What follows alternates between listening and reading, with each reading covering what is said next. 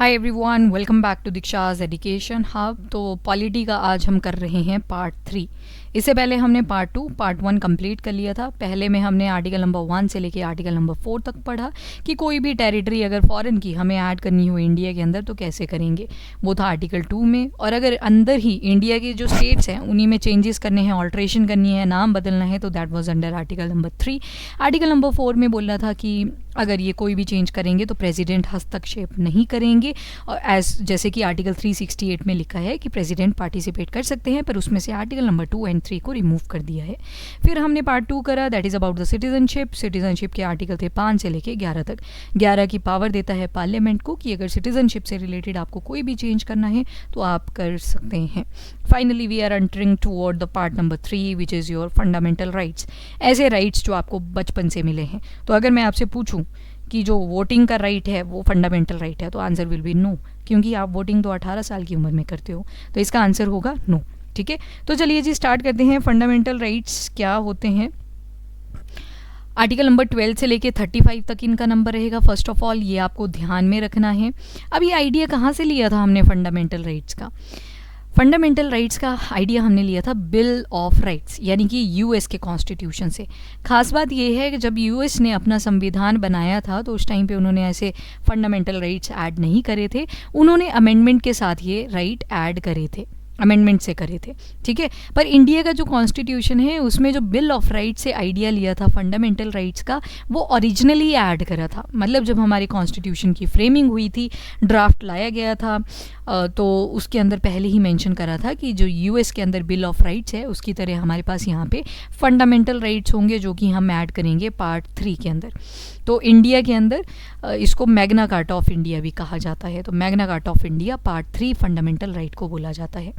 अब ये fundamental right fundamental है बिकॉज ये कॉन्स्टिट्यूशन ने हमें गारंटी से दिए हुए हैं कि ये राइट तो आपको मिलने ही चाहिए। फॉर एग्जाम्पल अगर मैं एक आर्टिकल लूँ, यहाँ पे 12 से लेके 35 तक तो टोटल हैं, पर मैं यहाँ पे आर्टिकल उठा रही हूँ article number 21 which talks about right to life. Right to life means आपको जीने का अधिकार है। तो ये आपका जन्म सिद्ध अधिकार है, ये आपका फंडामेंटल राइट है जो कि आपकी कॉन्स्टिट्यूशन से आपको गारंटीड मिला हुआ है। अब इसमें 2 एस्पेक्ट्स आते हैं। फॉर एग्जाम्पल अब बहुत सारे ऐसे बच्चे होते हैं सुसाइड करने की ट्राई करते हैं जस्ट बिकॉज एक एग्ज़ाम नहीं निकला, पर एग्ज़ाम के बेसिस पे सुसाइड कर लेना दैट इज़ क्राइम। खैर आईपीसी में तो ये प्रॉपरली मेंशन था, इसके स्पेशल सेक्शन थे अगर सुसाइड कर लेते हैं। पर अब 2023 से भारतीय न्याय संहिता आ गया इंडियन पिनल कोड के अंदर, भारतीय न्याय संहिता, जिसमें पूरे ऑफेंसेस को डिफाइन किया होता है, ऑफेंस को लेके क्या पनिशमेंट दी जाएगी वो सारा कहाँ पे मेंशन है, भारतीय न्याय संहिता के अंदर। पर उसमें सुसाइड से रिलेटेड कोई डायरेक्ट प्रोविजन नहीं है। वैसे ही होमिसाइड अगर कोई करता है, होमिसाइड का मतलब है किसी और इंसान को मार देना, मर्डर कर देना उसका, तो ये भी अगेंस्ट है फंडामेंटल राइट के। तो इन शॉर्ट मैं यहाँ पे आपको ये बताने की ट्राई कर रही हूँ कि जो फंडामेंटल राइट्स हैं अगर ये आपके वायलेट होते हैं तो उस केस में आप कोर्ट जा सकते हो। ठीक है, आप डायरेक्टली कोर्ट जा सकते हो इनकी वायलेशन पे। पर वहीं पे जब हम पार्ट 4 पढ़ेंगे डीपीएसपी, उसके अगर वायलेशन होती हो तो आप कोर्ट नहीं जा सकते। तो ये डिफरेंस आएगा। अभी नहीं उसको देखेंगे, अभी हम फंडामेंटल राइट्स तक ही सीमित रहेंगे। अगर स्टेट कोई ऐसा लॉ बना देती है, कोई ऐसी स्कीम निकाल देती है जिसकी वजह से आपके right, fundamental right article number 12 से लेके 35 तक कोई भी वायलेशन होती है, तो उस केस में उस लॉ को नल एंड वॉइड डिक्लेयर कर दिया जाएगा कि ये लॉ कुछ नहीं है। जब ये किसी सिटीज़न के फंडामेंटल राइट्स को फुलफिल नहीं कर पा रहा है तो उस केस में ये वायलेशन हुई है। ठीक है, और जो पर्सन है अगर उसके फंडामेंटल राइट्स की वायलेशन होती है, बाकी केसेस में तो आप डिस्ट्रिक्ट कोर्ट से शुरू करते हो, फिर हाई कोर्ट केस जाता है, फिर जाके सुप्रीम कोर्ट केस पहुंचता है। बट अगर वायलेशन हुई है फंडामेंटल राइट्स की तो उस केस में आप डायरेक्टली सुप्रीम कोर्ट जा सकते हो। That is the special provision related to the fundamental rights.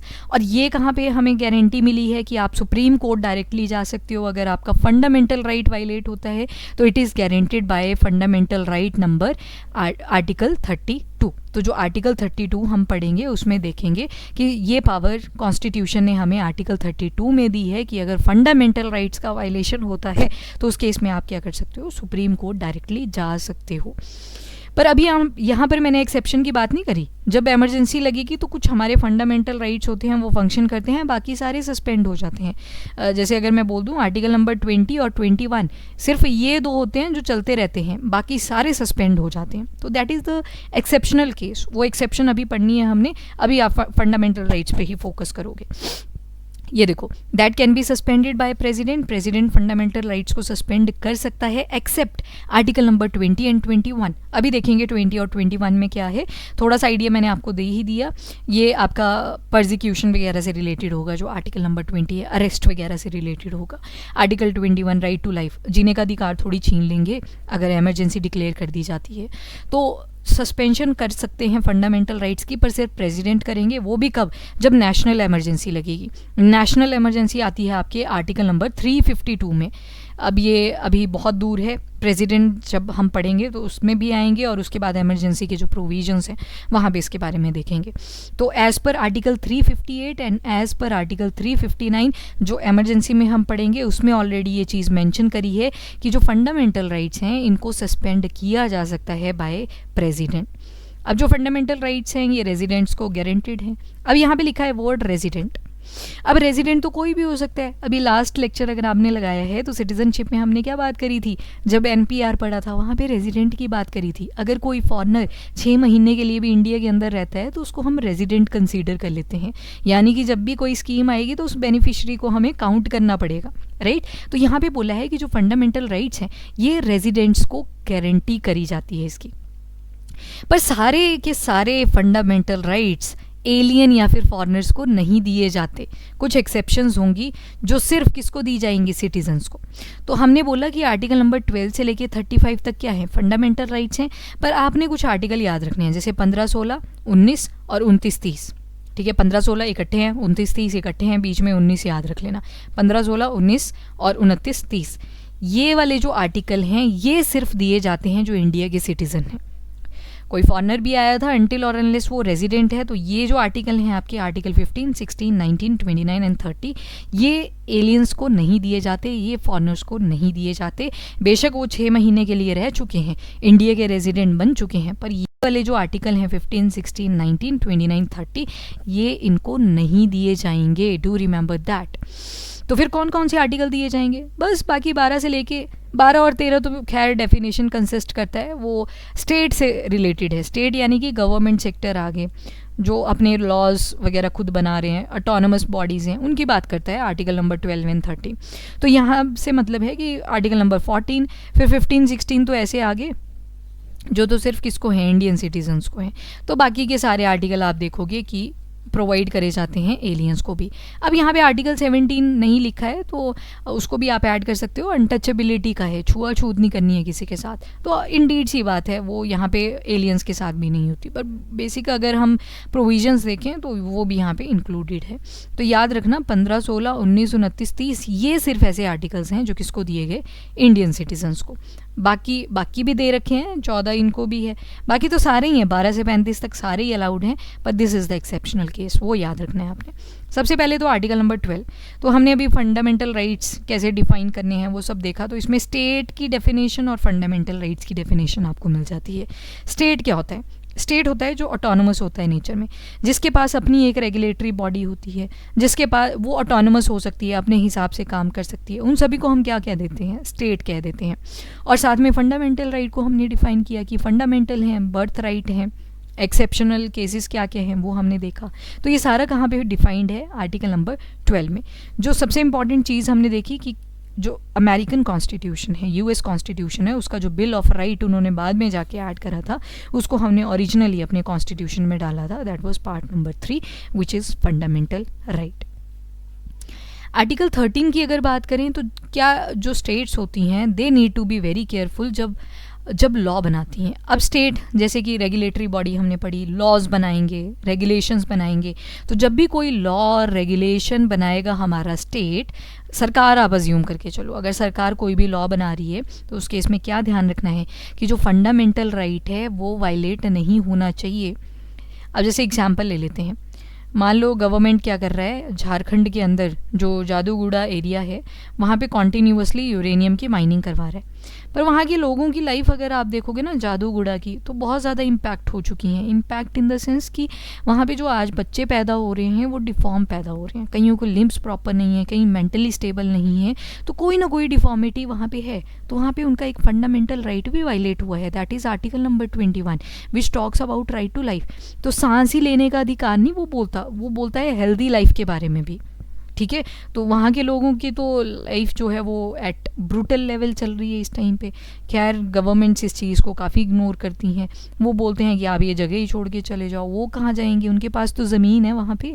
Same happened in Himachal वाले केसेस में कि हर साल अगर कुल्लू वाले एरिया में बाढ़ आ रही है तो बाहर वाले लोग बोलते हैं तो तुम ज़मीन क्यों नहीं छोड़ देते। कैसे छोड़ दें वही ज़मीन, वो उनकी वहाँ पे पुश्तैनी ज़मीन है, ऐसे थोड़ी कोई छोड़ सकता है। तो वही सेम सिनारियो देखने को मिलता है झारखंड में। इट अपीयर एवरीवेयर, सबकी अपनी ज़मीन होती है, कोई अपनी ज़मीन को छोड़ के कहीं नहीं जाना चाहता, ठीक है। तो आर्टिकल 13 में क्या बोला कि जब भी सरकार, जब भी स्टेट्स अपने कोई लॉज बनाती हैं तो उसके इसमें ध्यान रखना है कि फंडामेंटल राइट जो है वायलेट नहीं होना चाहिए।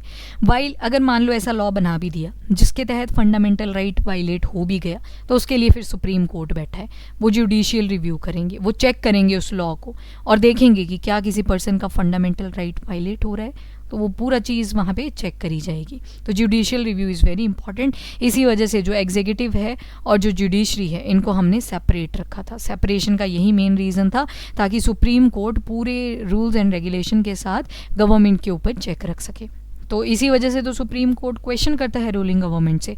अदरवाइज अगर जुडिशरी भी गवर्नमेंट के अंडर होती है तब तो हो गया था, फिर तो कोई फंडामेंटल राइट नाम की चीज़ नहीं होनी थी, ठीक है। तो जुडिशियल रिव्यू की वजह से ये चीज़ इंपॉर्टेंट हो जाती है।